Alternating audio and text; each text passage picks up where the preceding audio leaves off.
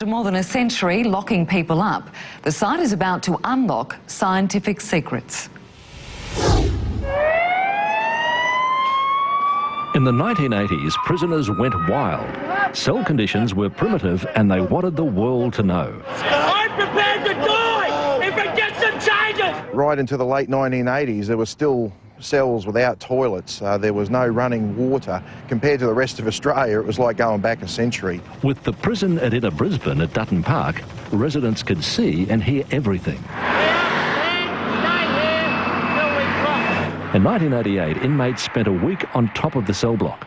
To me, it's a disgrace, an utter disgrace. But rooftop protests weren't new. In the 1970s, convicted Whiskey-a-Go-Go firebomber John Stewart used bricks to protest his innocence. And this armed robber got his message out in a tennis ball.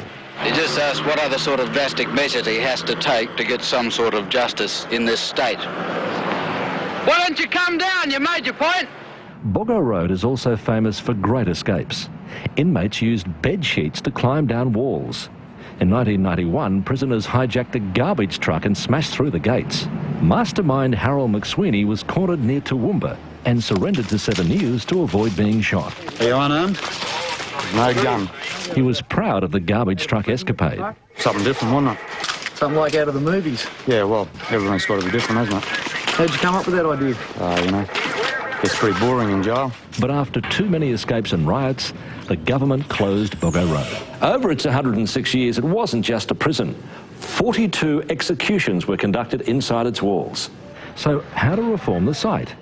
Number 1 division was demolished, taking its place now a new scientific suburb. At its hub, an eco-science precinct. We're going from scoundrels to scientists. 1,000 researchers from the CSIRO and primary industries will move into these labs.